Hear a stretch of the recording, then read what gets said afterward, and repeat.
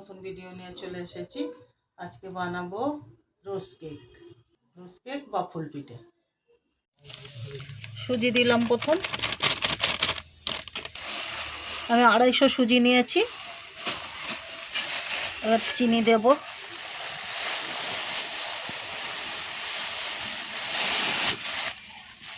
এক কেজি চিনি আছে, যে যেরকম মিষ্টি খাবে সেরকম মিষ্টি অনুযায়ী চিনি দেবে। নুন দেব।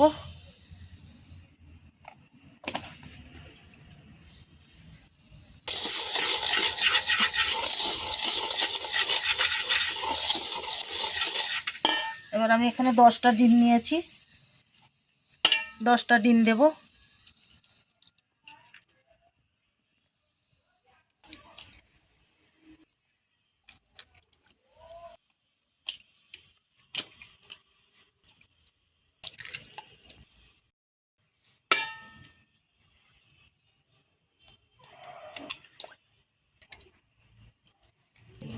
ডিম দিয়ে দিয়েছি।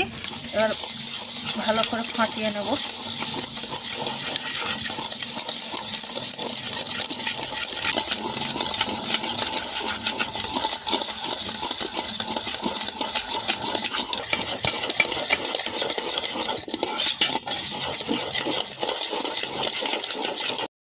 একটা গুঁড়ো দুধ আমি গুলে নিয়েছি, এর মধ্যে দেব।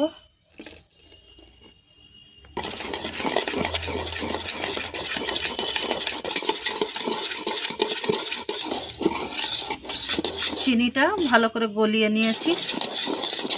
এবারে ময়দা দেব।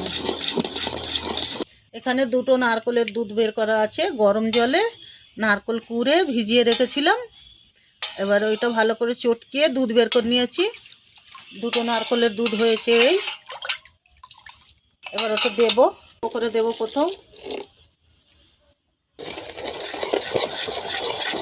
ময়দা দেব। ময়দা দিতে হবে আর ঘাঁটতে হবে।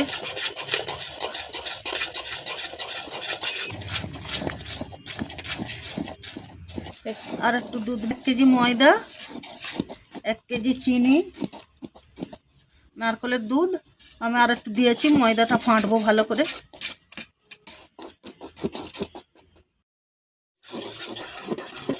ভালো করে গোলাটা ফাটিয়ে নিয়েছি।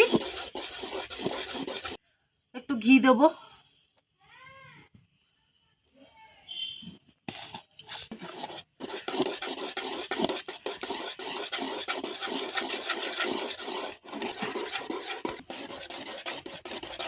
ভালো মিষ্টি হয়েছে।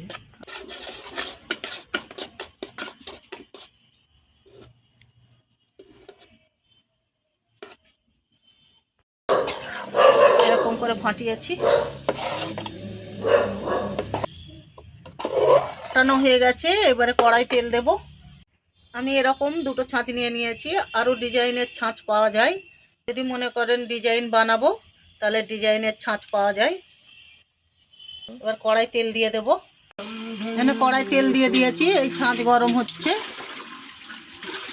তেল গরম হয়ে গেলে তারপরে কড়াই দেব। ছাঁচটা ভালো করে গরম করে নিতে হবে, না হলে হবে না। ছাঁচটাই তেলে চুবিয়েছি, ভালো করে গরম করে নেব। এবার আমি প্রথমে একটা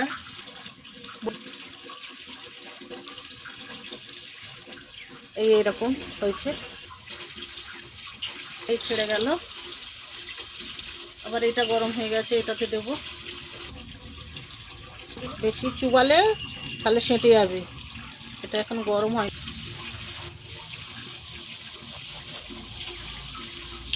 আবার ছাঁচ গরম করতে হবে। এরকম করে করে আমি সব ভেজে নেব।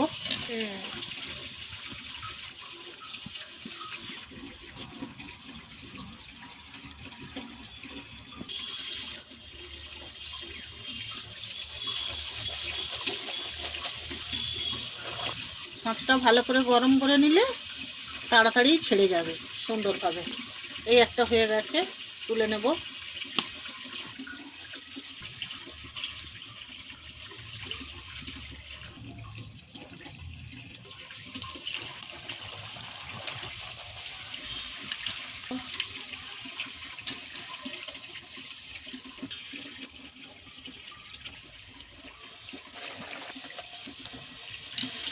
এরকমভাবেই রোজ কেকগুলো ভেজে নেব। রোজ কেকও বলে, ফুল পিঠেও বলে।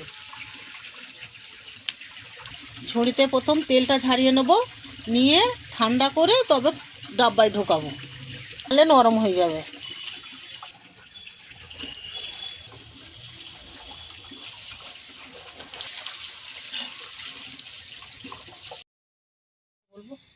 রোজ কেক ভাজা হয়ে গেছে, এবারে ডাব্বায় ভরে নেব। ছাঁচ গরম করে করে ভাজলে এরকম সুন্দর হয়।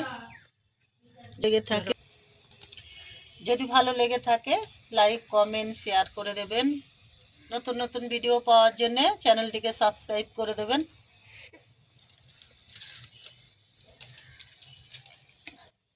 সব সোজা সোজা